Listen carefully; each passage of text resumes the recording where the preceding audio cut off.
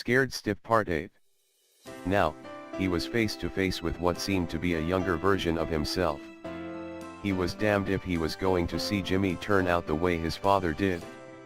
Judging from the way the young man was glaring at him, though, Callie's father suspected Jimmy was going to have to learn his lessons the hard way.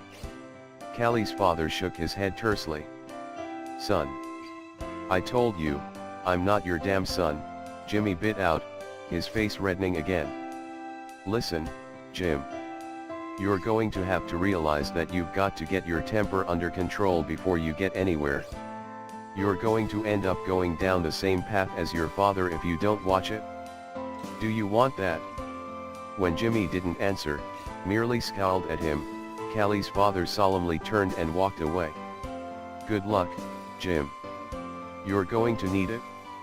Jimmy slumped on the bench in the holding cell, leaning his head against the cold concrete block wall and closing his eyes.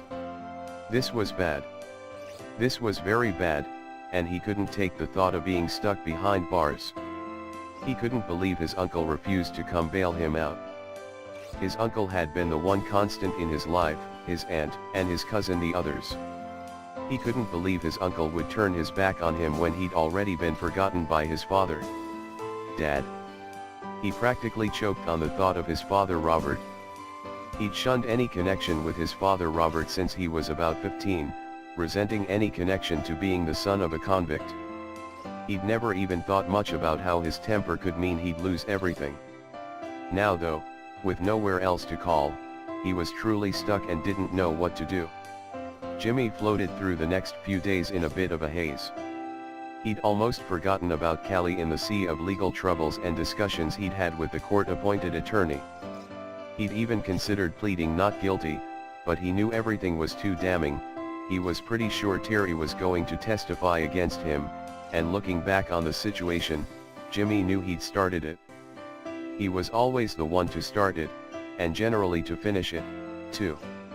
He'd gotten good at fights and intimidation, so much so that people generally steered clear of him. They'd learned to avoid Callie, too, which saddened her greatly. She was a very social girl, much more social than he was, and as a result, she was starting to retreat and spend less time with him. He wondered what she was doing now. Callie hadn't come to see him at all, and Jimmy realized with some rancor that she probably didn't want to see him again. It wouldn't surprise him anyhow.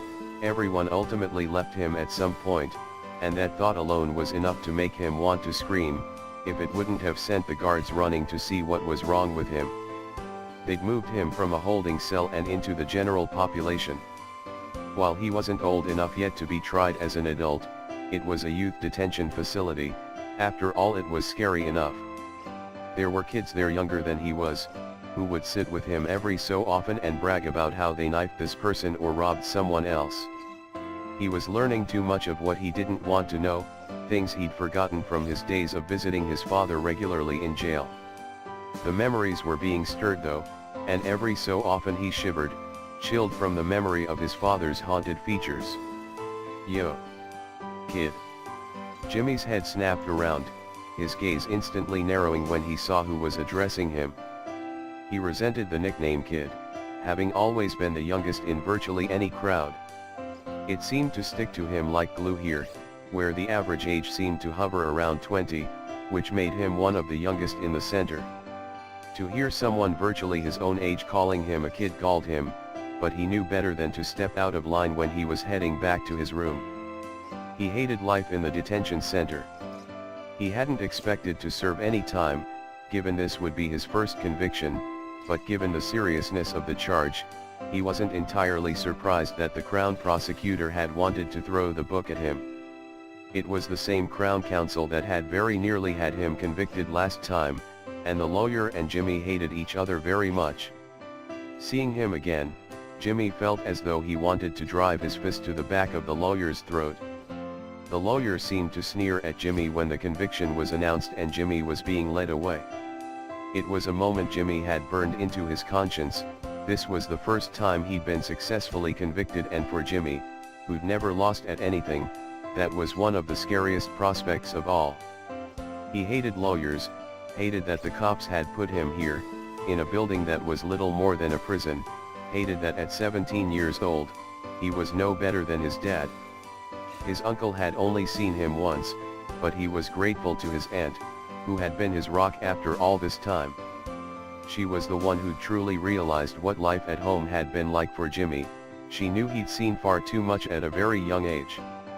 She was grateful that Robert hadn't done drugs in the boy's presence, but knew that Jimmy had been exposed to it time and again in spite of his mother's best attempts to keep him safe from that. It was small wonder the boy was troubled, and while she wanted him to have some sort of relationship with his father, she was sure her husband was trying to force one on the boy simply to see if there was anything redeemable in his brother.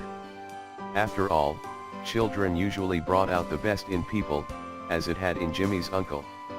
The second he found out they were expecting, all those years ago, there had been no question that he needed to settle down. When they knew they were having a daughter, they'd been overjoyed, and Jimmy's aunt watched her husband change from someone with a hair-trigger temper to a man who celebrated life and did his best to not even raise his voice. He tried even harder with Jimmy to give him the life every young boy deserved, one where he felt safe and happy, and one where he didn't have to think about going to visit a parent in prison. Jimmy's aunt had shuddered every time they'd gotten into the vehicle to begin the long drive to the jail where Robert had been housed. She'd seen the change in Jimmy every time they left the jail and was often up with the boy in the middle of the night, cuddling him when he had nightmares she could never want to imagine. Sleep disturbances were a way of life for Jimmy. They'd began almost immediately after he'd moved in with them, and while they'd slowed down somewhat over the years, Jimmy's aunt knew every morning what kind of night the boy had. The dark shadows under his usually lively dark eyes told her everything she needed to know, and while the boy had tried to smile, she knew that the day ahead would be rough. She'd done the best she could for him, though. He'd been at the top of his class, and while she and her husband had tried to teach him violence was no answer to anything, she knew that routines that Jimmy had witnessed even before Robert had gone to jail were horrific.